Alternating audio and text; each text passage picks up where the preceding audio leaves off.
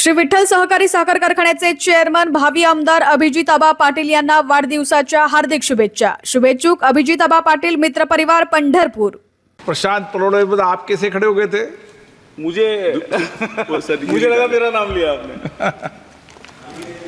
1853 में जब भारत में पहली बार रेल प्रारंभ हुई, तब से लेकर अब तक भारतीय रेलवे ने लंबी यात्रा तय की है।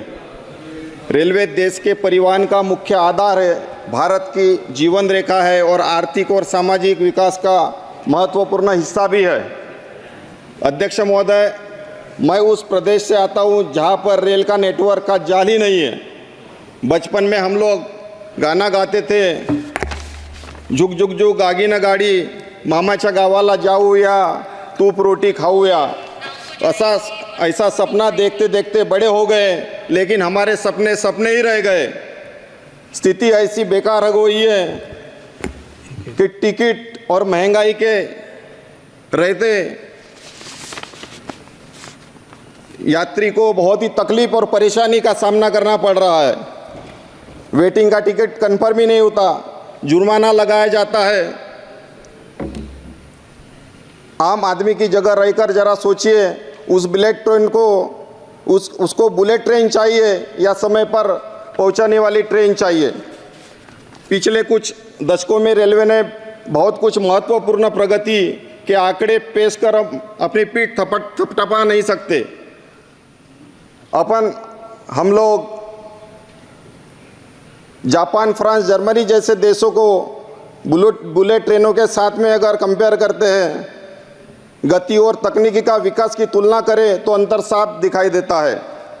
देश में बुलेट ट्रेन की ज़रूरत है, लेकिन आप ही बताइए, इस प्रोजेक्ट पे होने वाला भारी खर्च की बजाय पहले हम मौजूदा रेलवे नेटवर्क को सुधार और अपडेट क्यों नहीं करते? जहां ट्रेन घंटों लेट चलती है। सदस्य प्लीज।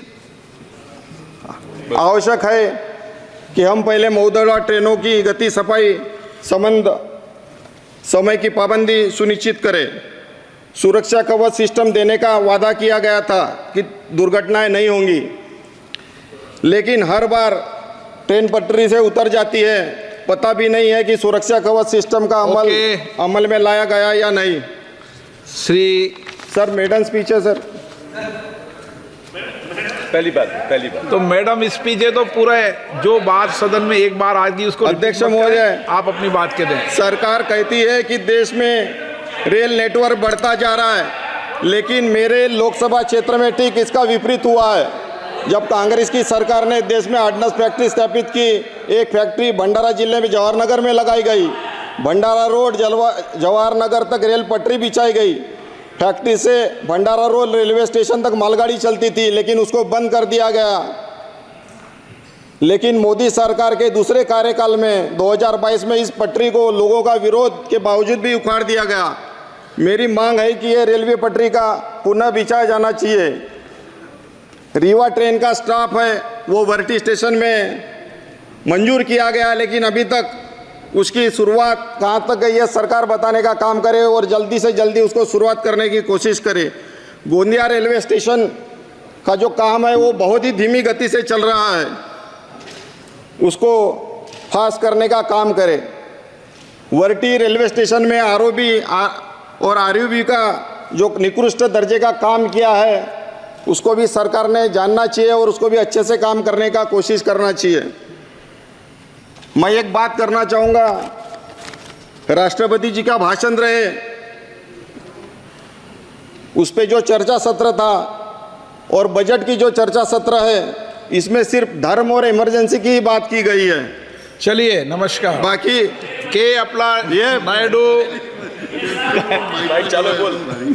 धर्म और इमरजेंसी की बात की है। के अपना नायडू, क्या हम हिंदू नहीं है? इस देश में दूसरे धर्मों के लोग रहते नहीं है। विजन ऐसा होना चाहिए कि 100 से 150 साल के बाद में ये देश की लोक संख्या क्या होगी, उसके लिए खाने का इंतजाम, शिक्षा का, रोजगार का नियोजन करने का काम इसने सरकार ने करना चाहिए। सिर्फ हिंदू की बात नहीं करना चाहिए। मैं मोदी जी और आपके लिए कविता लाया हूँ। सर, कविता सुन लीजिए एक बार। के अपना नायडू सुन लिए बहुत। चलिए। रुद्राक्ष की माला में भी मैं हूँ, कृपान, कटार और भाले में मैं हूँ, श्वेत और शुद्ध भी मैं हूँ, विरुद्ध भी मैं तो युद्ध भी मैं हूँ, इतिहास के भय, आंसू और खून भी मैं हूँ, अब जो कह दे बीते के धरती का सुकून भी मैं हूँ, इस धरती का मैं केंद्र बिंदु हूँ, प्रणाम मैं हिंदू हूँ, चिंता की अग्नि, गंगा का पानी, कब्र की मिट्टी और लोबान भी मैं। ఆంధ్రప్రదేశ్ నుంచి మాకు కొత్తగా ఎన్నికైన మా అందరికి